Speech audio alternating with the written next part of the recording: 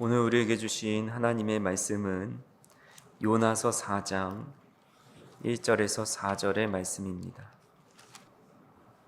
요나가 매우 싫어하고 성내며 여호와께 기도하여 이르되 여호와여, 내가 고국에 있을 때에 이러하겠다고 말씀하지 아니하였나이까? 그러므로 내가 빨리 다시스로 도망하여 싸우니 주께서는 은혜로우시며 자비로우시며 노하기를 더디하시며 이내가 크시사 뜻을 돌이켜 재앙을 내리지 아니하시는 하나님이신 줄을 내가 알았음이니이다. 여호와여, 원하건대 이제 내 생명을 거두어 가소서. 사는 것보다 죽는 것이 내게 나음이니이다 하니 여호와께서 이르시되 내가 성내는 것이 옳으냐 하시니라. 아멘. 특별 새벽기도의 네 번째 날입니다. 그리고 다섯 번째 우리가 다룰 오늘의 주제는 바로 분노라는 감정입니다. 성경에 보면 하나님께서 한 개인에게 던지신 질문이 오늘 본문에 나와 있습니다. 요나는 원수와 같은 나라 니느웨에게 하나님의 심판의 소식을 전하게 되었고, 그들은 그 말을 듣고 즉시로 회개합니다. 그리고 하나님의 심판을 피하게 됩니다. 그렇게 구원받은 니느웨 사람들을 보면서 요나는 심히 분노합니다.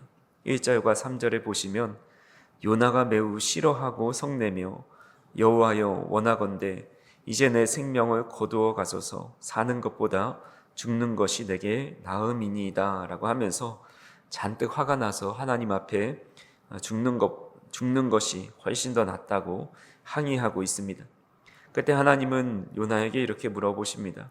4절에 보니까 여호와께서 이르시되 내가 성내는 것이 옳으냐 하시니라.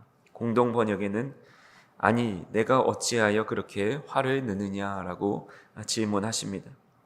도대체 무엇 때문에 그렇게 화를 내냐라는 거죠. 사실 요나가 화낼 이유는 전혀 없습니다. 물론 원수의 나라가 다 멸망했으면 하는 그런 마음이 있었습니다. 그 나라를 향한 분노가 있었지만 이미 그 분노는 선을 넘고 말았습니다.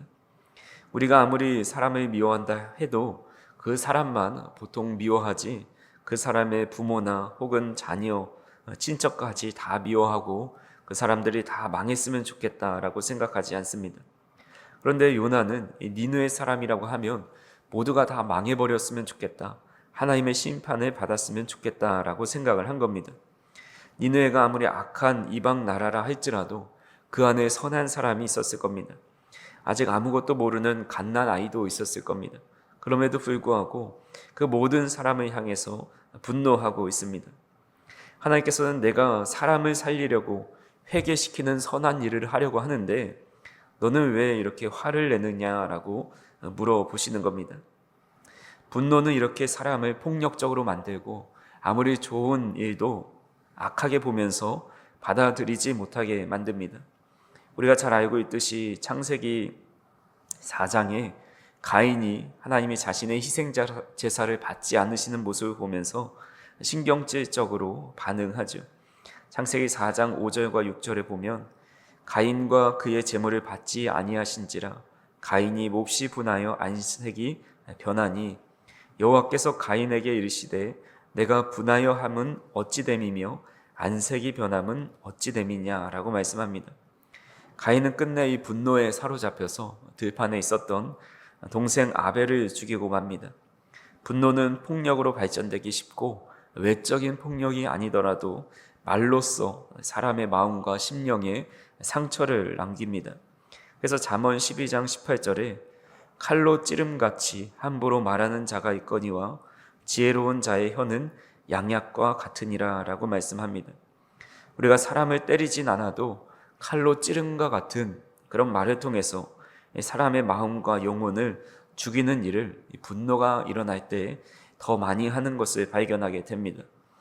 그래서 예수님은 분노를 제어하지 않고 물리적으로 혹은 말로 감정으로 표현하는 것에 대해서 이런 말씀을 하십니다.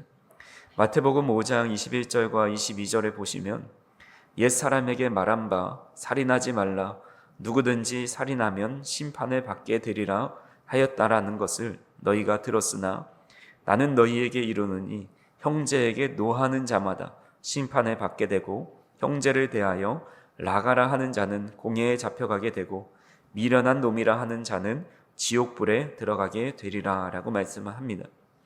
주님은 살인하는 자는 심판을 받게 된다와 마찬가지로 형제에게 노하는 자마다 심판을 받게 된다 말씀합니다. 그러면서 살인과 분노하는 것은 같은 선상에 놓고 똑같이 여기고 계십니다. 사도 요한은 그런 주님의 마음을 깨닫고 요한일서 3장 15절에 이렇게 말씀합니다. 그 형제를 미워하는 자마다 살인하는 자마다 영생이 그 속에 거하지 아니하는 것을 너희가 아는 바라 라고 말씀합니다. 형제에게 분노하고 미워하는 자는 곧 살인하는 자라고 말씀합니다. 이렇게 무서운 결과를 가져오는 분노로부터 누가 자유로울 수 있을까요?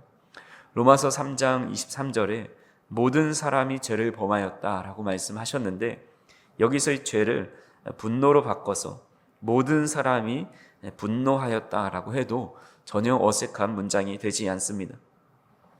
누구나 사람은 분노하지 않을 수 없다라는 겁니다. 조너선 파넬이라는 분이 이런 말을 했습니다. 분노의 너비는 모든 문화와 역사, 모든 세대를 포괄한다. 어쩌면 분노가 모든 사람이 최초로 짓는 죄일 것이다. 갓난 아이가 우는 소리를 들어본 적이 있는가?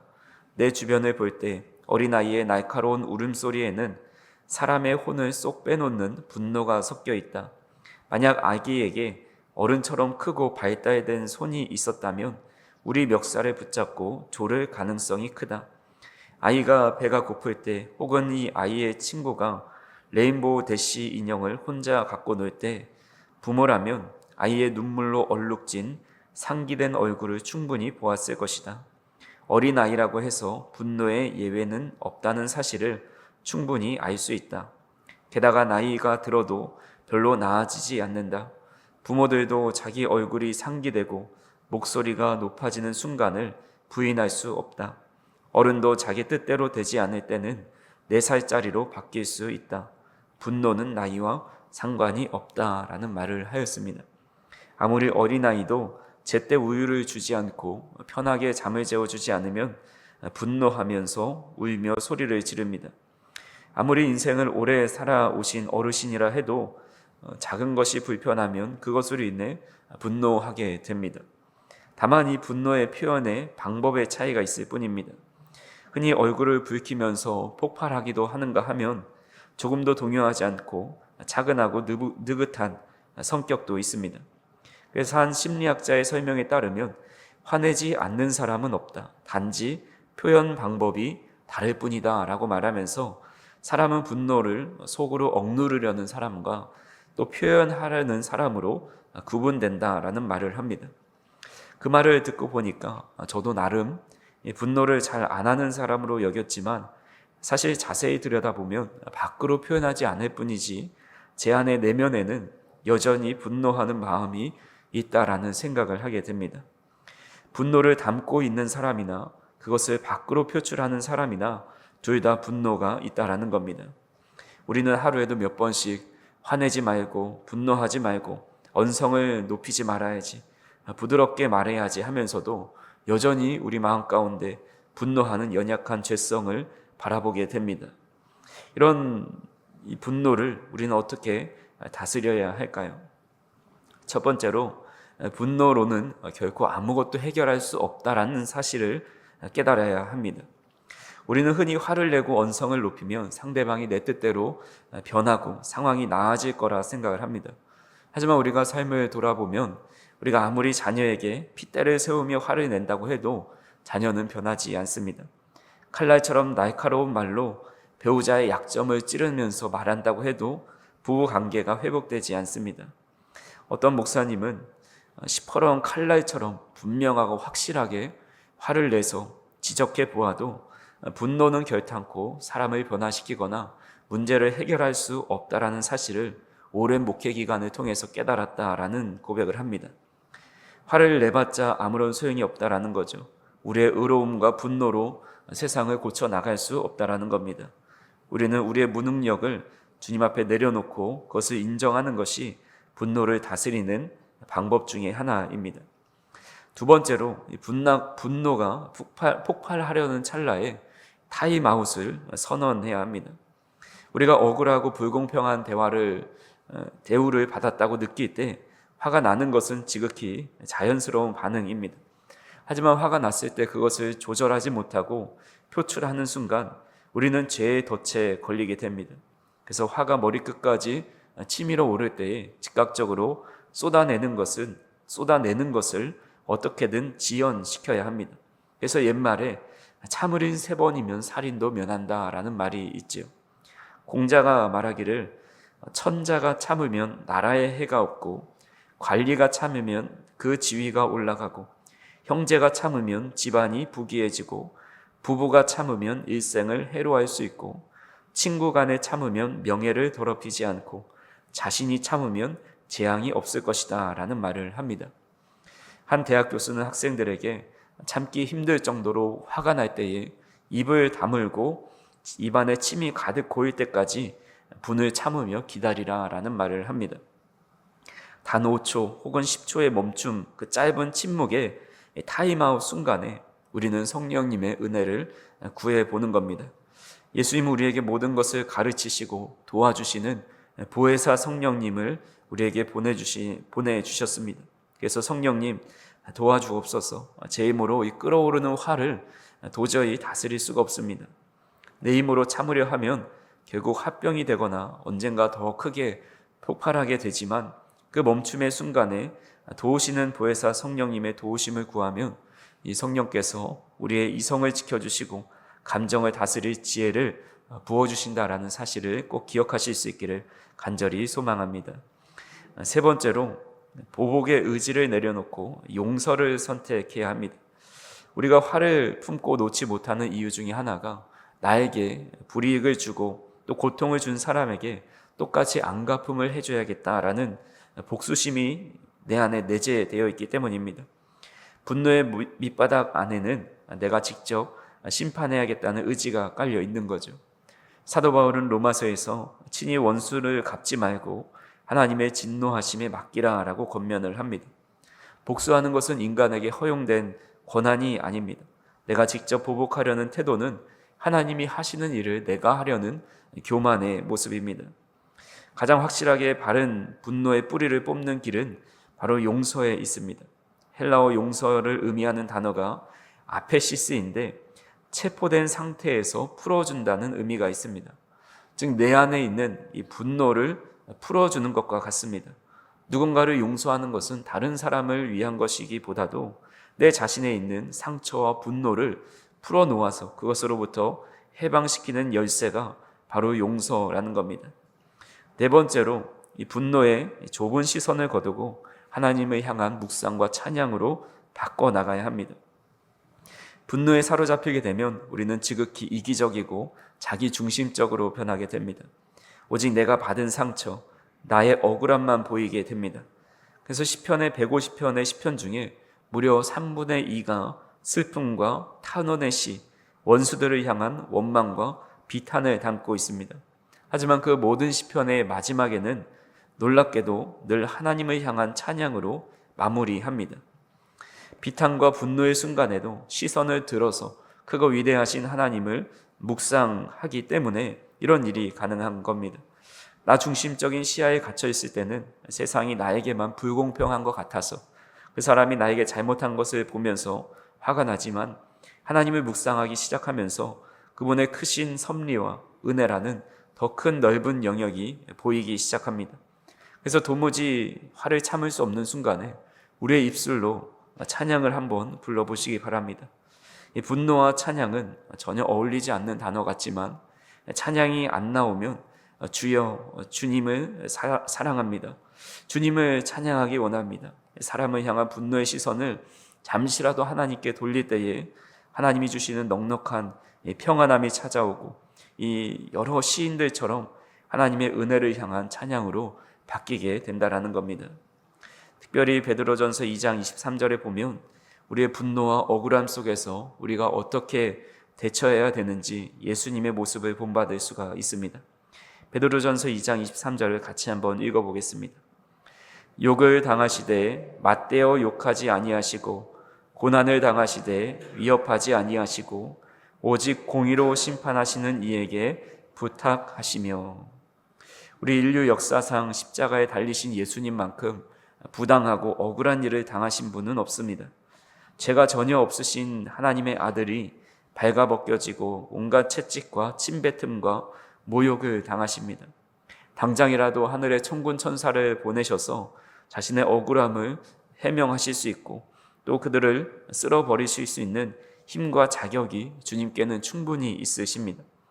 하지만 주님은 그 분노를 사람들에게 표출하지 않으시고 하나님께 모든 상황을 맡겨드립니다. 그리고 대신에 주님은 거룩한 분노를 가지고 계셨습니다. 사람들이 하나님의 성전을 도둑의 소굴로 만들었을 때 의분하셨고 제자들이 하나님의 뜻을 이루는데 막아설 때 분노하셨습니다. 제자들이 제대로 깨닫지 못했을 때 어찌 이렇게 믿음이 없느냐 책망하셨습니다.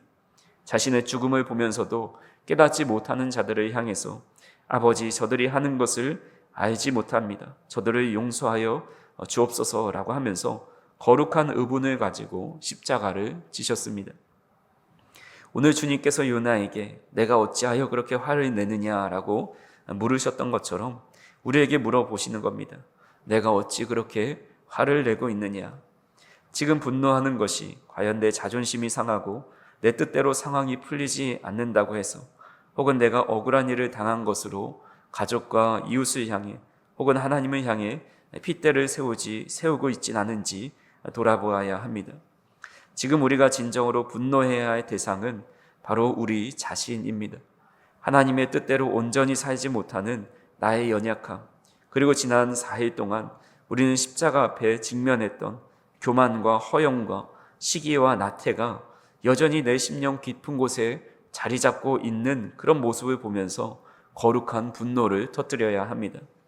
그런 거룩한 분노를 터뜨릴 때 사람을 찌르고 공동체를 허물던 파괴적인 에너지가 이제는 우리의 영혼을 살리고 삶을 더 거룩하게 살고자 하는 열망과 생명의 동력으로 바뀌게 됩니다. 그렇게 간절히 바라기는 다른 사람을 향한 분노를 거두고 우리 자신이 연약함을 향한 거룩한 분노를 품어서 정말 성령님의 은혜 없이는 변화될 수 없고 성령님의 도우심 없이는 우리의 삶과 인격과 분노를 다스릴 수 없다라는 것을 고백하면서 우리가 거룩한 분노를 품고 우리의 삶과 인격과 신앙을 변화시키는데 그 에너지를 사용하실 수 있기를 주님의 이름으로 축원합니다. 기도하시겠습니다. 사랑과 은혜가 풍성하신 하나님 아버지, 늘 분노하며 살아갔던 우리의 죄악을 다시 한번 말씀을 통해 깨닫게 하여 주시니 감사를 드립니다. 우리는 자존심이 상하고 우리의 뜻대로 상황이 풀리지 않는 때에 요나나 가인처럼 핏대를 세우며 살아온 우리의 연약함을 불쌍히 여겨 주시옵소서. 하나님이 허락하신 가족과 이웃에게 칼날과 같은 말로 깊은 상처를 남기고도 내가 억울하다는 핑계로 스스로를 정당했던 우리의 교만을 주님 앞에 회개하오니 다시 한번 용서하여 주옵소서. 이제는 분노가 끓어오를 때에 하나님의 도우심을 구하기 원합니다. 우리가 직접 억울함을 갚는 보복의 의미를 내려놓고 우리 자신을 분노의 감옥에서 해방시키는 온전한 용서를 실천하며 살아갈 수 있도록 인도하여 주시옵소서. 분노가 일어날 때 다시 한번 참을 수 있는 마음을 허락하여 주시고 주님을 바라보며 굳게 닫힌 우리의 입술이 주님의 은혜를 높이는 찬양으로 변화될 수 있도록 인도하여 주시옵소서. 무엇보다 십자가의 참혹한 조롱과 모욕 앞에서도 침묵하시고 모든 억울함을 아버지께 맡기셨던 예수님의 인내와 사랑을 우리 모두가 본받고 나아갈 수 있도록 인도하여 주옵소서. 이제는 이웃을 향해 쏟아내던 파괴적인 분노를 내 안에 여전히 남아있는 교만과 허영과 시기와 나태를 향한 거룩한 분노로 돌릴 수 있도록 인도하여 주시옵소서. 그리하여 우리의 삶과 인격이 거룩하게 변화되어서 십자가 지신 주님을 따라 나는 죽고 예수로 사는 그런 인생이 될 수 있도록 인도하여 주시옵소서. 이제는 우리 주 예수 그리스도의 은혜와 하나님 아버지의 극진하신 사랑하심과 성령님의 감화감동 교통하심이 오늘도 우리 안에 있는 분노를 하나님을 향한 찬양으로 바꾸고 또한 우리 안에 거룩한 분노로 승화시켜서 정말 우리 안에 해결하지 못한 여러 죄의 문제를 향해 단회하고 가슴을 치며 회개할 수 있는 그런 에너지를 가지고 살아가기 원하는 사랑하는 성도님들과 그들의 삶 속에 또 우리 가정과 교회와 이 나라 이 민족 위에 이제로부터 영원토록 함께 하시기를 축원하옵나이다. 아멘.